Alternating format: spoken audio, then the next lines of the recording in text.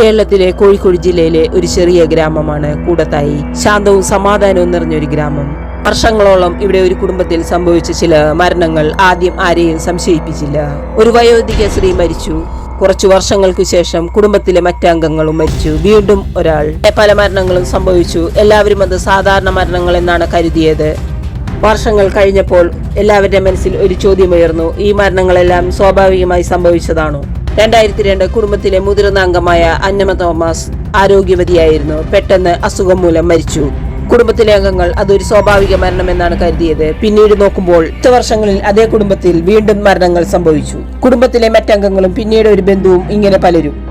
ഇവിടെ വിചിത്രമായ കാര്യം എന്തെന്നാൽ മരണങ്ങളെല്ലാം വ്യത്യസ്ത സാഹചര്യങ്ങളിൽ സംഭവിച്ചതാണ്. പക്ഷേ എല്ലാത്തിനും ഒരു സാമ്യമുണ്ടായിരുന്നു. അവർക്കെല്ലാം മരണത്തിനു മുമ്പ് അപ്രതീക്ഷിതമായി അസുഖം വന്നിരുന്നു. വർഷങ്ങൾ കഴിഞ്ഞപ്പോൾ ചില ബന്ധുക്കൾക്ക് സംശയങ്ങൾ തോന്നി. എന്തുകൊണ്ടാണ് ഒരു കുടുംബത്തിലെ എല്ലാവർക്കും മരണങ്ങൾ സംഭവിക്കുന്നത്? അവർക്കിടയിൽ തർക്കങ്ങൾ ഉണ്ടായിരുന്നു. ഇതോടെ പോലീസിൽ പരാതി നൽകി. പോലീസ് അന്വേഷണങ്ങൾ തുടങ്ങി. കഥകൾ കൂടുതൽ വിചിത്രമായി. പോലീസ് പഴയ കേസുകൾ വീണ്ടും പരിശോധിച്ചു. മൃതശരീരങ്ങളുടെ റിപ്പോർട്ടുകളും സാക്ഷികളും കുടുംബത്തിലെ അംഗങ്ങളുടെ സംഭാഷണങ്ങളും ഇവയെല്ലാം പരിശോധിച്ചപ്പോൾ ഒരു പേര് വീണ്ടും വീണ്ടും കേൾക്കപ്പെട്ടു. അത് കുടുംബത്തിലെ ഒരാളായിരുന്നു. അവളുടെ പെരുമാറ്റത്തിൽ ചില വിചിത്ര കാര്യങ്ങൾ പോലീസ് ശ്രദ്ധിച്ചു. അന്വേഷണത്തിൽ ഒരു വലിയ സംശയമുയർന്നു: മരണങ്ങൾ കാരണം സയനൈഡ് വിഷമായിരിക്കാമെന്ന്. സയനൈഡ് വളരെ അപകടകരമായ വിഷമാണ്. അത് ചെറിയ അളവിൽ പോലും മരണത്തിന് കാരണമാകാം. പോലീസ് പഴയ മൃതദേഹങ്ങൾ പരിശോധിക്കുവാൻ തീരുമാനിച്ചു.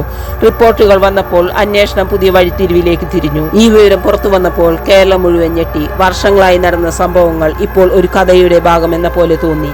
മാധ്യമങ്ങൾ ഇതിനെ വലിയ വാർത്തയായി അവതരിപ്പിച്ചു. ജനങ്ങൾ ചോദിച്ചു: ഇത്രയും വർഷം ഇത് ആരും ശ്രദ്ധിച്ചില്ലയോ? കൂടത്തായി കേസ് കേരളത്തിൽ വലിയ ചർച്ചയായി. ഇത് നമ്മെ ഓർമ്മിപ്പിക്കുന്നത് ചിലപ്പോഴൊക്കെ ഒരു സാധാരണ സംഭവത്തിന് പിന്നിൽ വളരെ വലിയ സത്യങ്ങൾ മറഞ്ഞിരിക്കാം.